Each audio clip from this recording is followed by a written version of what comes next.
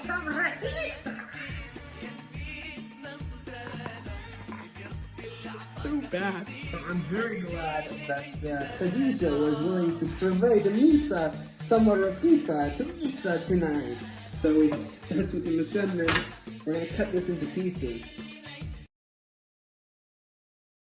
These Msemmen, they're like, not pancakes. They're not pancakes though. I don't know why they call them pancakes. They're like bread, like roti. You fold them over. There's like fat, butter, like and oil in there. So we're gonna like that. Can stuff it with some goop, like some onion, tomato, spiced goop, or even khalia, which is like meat goop. I'm gonna cut them up. Khadija said to cut them very thin. We're gonna cut it pretty darn thin. The thinner you get, the more the sauce gets into this. And it's a little bit like noodles, you know, or like pasta. You slice these thin breads. Now the origin of this dish is, it was part of a broader category of Arab foods called tharida, where they would take pieces of bread or slices of bread of some different varieties and cover with them any kind of broth and meat-based sauce thing. And the Prophet Muhammad was very fond of this food. In fact, it was kind of like proverbial that he thought it was the best food. He said his wife, Aisha, is among women like tharida is among food. So it gives you an idea of the spaghetti he liked to eat, if you know what I mean. These tharida dishes have kind of become antiquated in the Arab world, but you still see some variations on them in different Arab countries. Of course, Morocco, we have our rafisa and variations on that. But I think also the fatouche that you see in Shami countries, where you have the fried bread with a little bit of that and vegetables, tomato, onion, parsley, cucumber kind of action. That, I think, also has some of its roots in this tharida that comes from the Arab civilization. Now, this isn't to say this is an exclusively Arab thing. The interesting thing is this kind of dish where you have pieces of bread in a broth and a sauce is a very medieval preparation.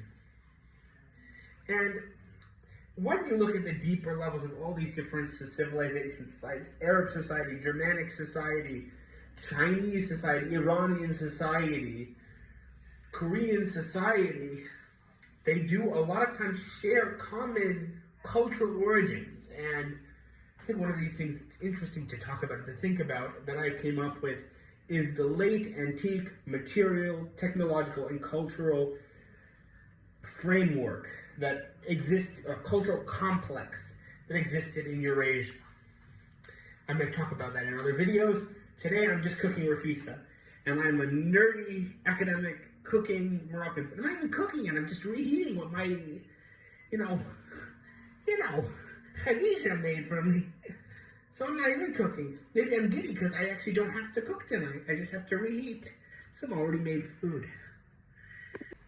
Imagine I walk in. Okay, so talking about the broth. The broth of the rafisa is made with little lentils and fenugreek seed and chicken usually. And it's very tasty and very unique. It's one of those Moroccan foods that is very festive. It has its own special day. Most people cannot eat rafisa any day. It's always for special occasions. And later, as people, I think, got richer and began to crave it more often, it has its special day, which is Wednesday. Friday is couscous day. Wednesday, rafisa day. Today is not Wednesday, but I'm going to eat rafisa anyways because it's delicious. It's very brothy today. This one, I think I can really smell different spices. You can definitely get the cumin and the paprika and the coriander, ginger, and cinnamon. from the Russell Hanout especially. It's a very flavorful smell.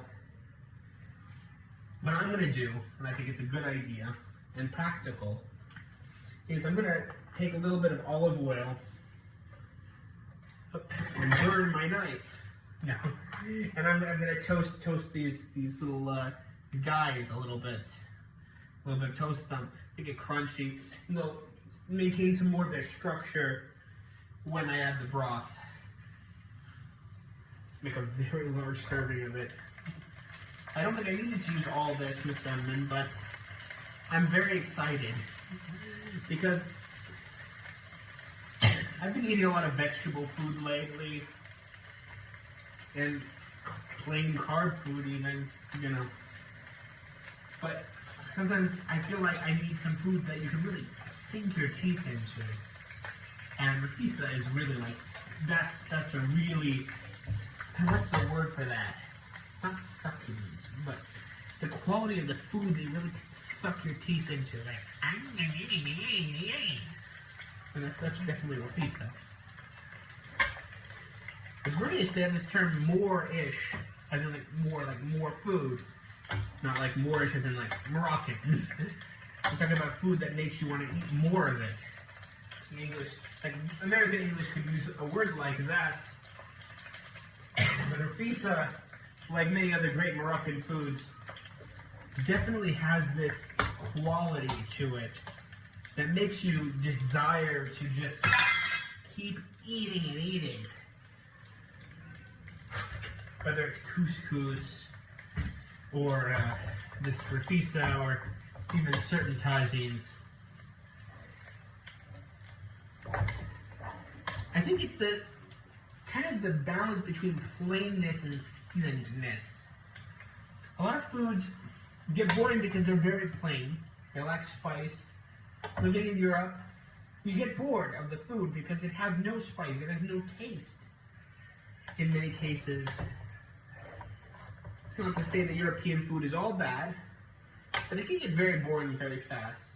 Living in places like Germany where they aren't really aware of the concept of spices, or really the function of different spices. I think in India, maybe they go too far. Maybe for a lot of people they're overwhelmed. It's not for novices. The reason why the British have really taken to Moroccan food recently is because it has that quality of balance to it. It's not overly seasoned, and it's not, utterly without flavor like some European countries' food are.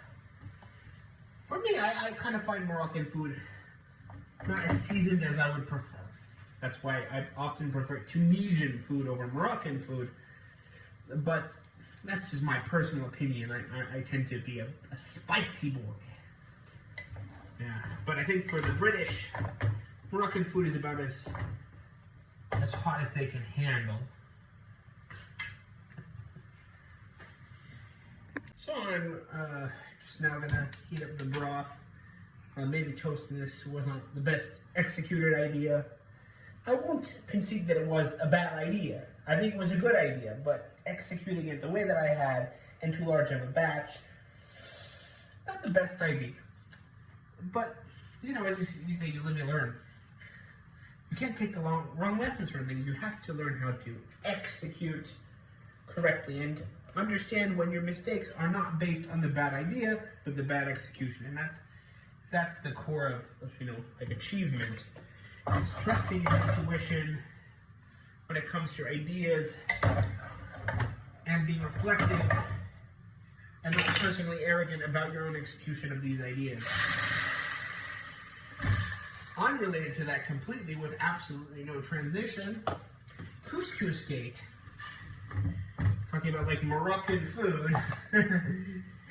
One of the funny things about French politics, the French political paradigm, is, as many countries, it is divided between these fascist, nativist ideas that are creating this idea of a liberal that wants to bring in every refugee, every immigrant, blah, blah, blah.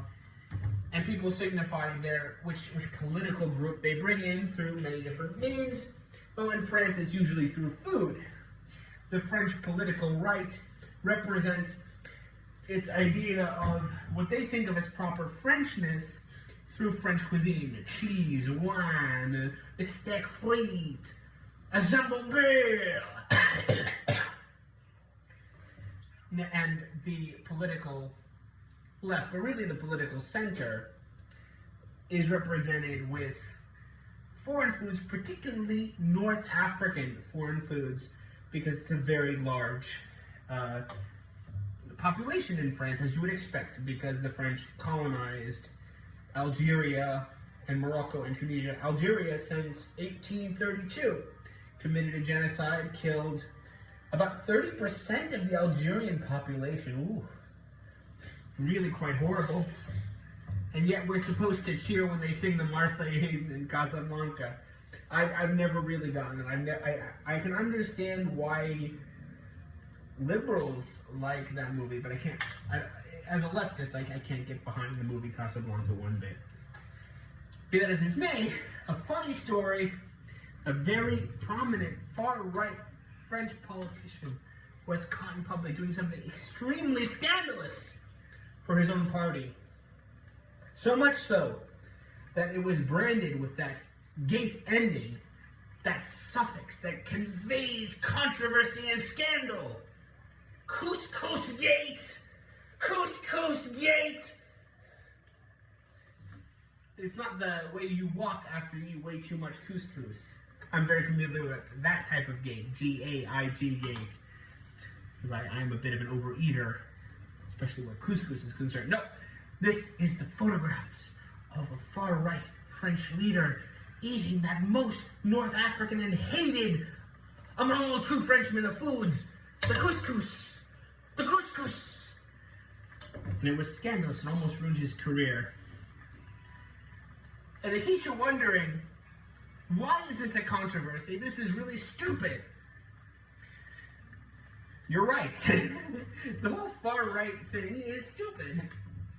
Conclusively, across the board, it's just this time, it's more humorously stupid and less drastically, brutally, and incomprehensibly, tragically stupid, as the far-right also frequently tends to be. Now, to give on the right side of history, or the left side, how has the left kind of competed in this politics of food with the center and the right? And it's a really wonderful thing. Mélenchon, the leader of the French Communist Party, said, we can eat steak, and we should eat steak, but we should have accessibility of these quintessentially French commodities to all members of French society, the working class, the rich. Those are not the rich, but the working class French person should be able to eat the same quality food, same French food as the rich, the bourgeoisie. And this was very decisive in the left regaining a lot of political power and influence in France, because France is a nation of fatsos. Much after my own heart. Anyway, once you've reheated this broth of rafisa, you can put it on the Msemmen that you have over here. It's a brothy sauce. In the morning, in the evening, ain't we got Msemmen? Not much money, oh but honey, ain't we got Msemmen? There's nothing sure, the rich get rich and the poor get children. In the meantime, in between time, ain't we have Msemmen? It's really true though, you eat it in the breakfast, with the cheese and jam. You can eat it for dinner, and make rafisa, you eat it for lunch. 3 times a day, Msemmen. It's the luxury of the poor, because it is so delectable and rich. I need to put the broth on here. It's delicious broth. Chicken. They really gave us the best pieces. The breast and the wing. I feel like we're Americans now. Chicken wings and chicken breasts. No, in Morocco, I think like most same countries. Oh, and naked bones. I love them. In Morocco, like same countries, it's the dark meat that is usually preferred for its higher fat content and its succulent, juicy tenderness, what have you, compared to like the dry breast meat.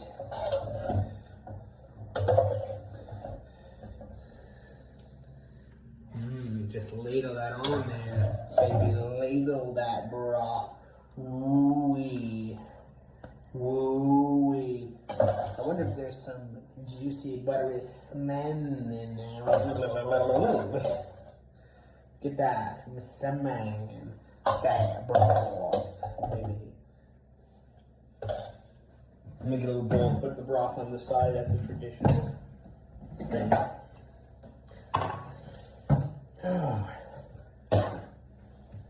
This is the food.